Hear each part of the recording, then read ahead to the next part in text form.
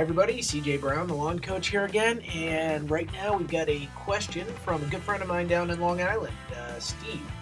And Steve writes in, "Hey CJ, is it too late to aerate and seed in the Northeast? I've been an irresponsible homeowner, focusing all of my free time on inside housework since Labor Day. Did I miss my window of opportunity? I need to address the dying crabgrass and had planned to follow your instructions with a thorough aeration followed by seeding. Give me some direction. Thanks." Faithful subscriber, Steve Gallagher. Hi, Steve. Thanks for writing in yet again. And you know what? We're on that cusp. It's one of those things where it really depends on which way Mother Nature goes. There have been some years where seeding toward the beginning of November was perfectly fine, and we actually got fairly decent growth before the ground froze up.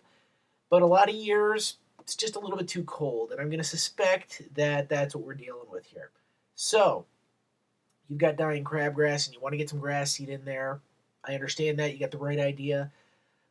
Would it hurt anything to seed right now? Not really. And in fact, you could very well take the approach of what's called dormant seeding, which is basically seeding now, knowing full well it's not going to grow this year.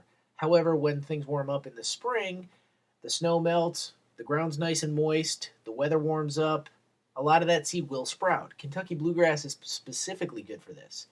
And so, if I remember correctly, though, I think you told me that you've got a lot of tall fescue in the yard.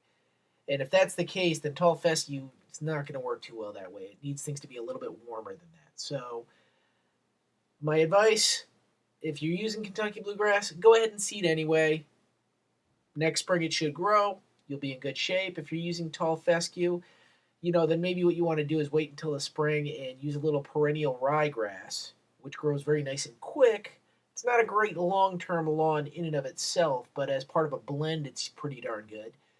Use a little perennial ryegrass in the spring. It'll grow in quickly. Then toward the end of the summer, when things are nice and hot, you can add the tall fescue.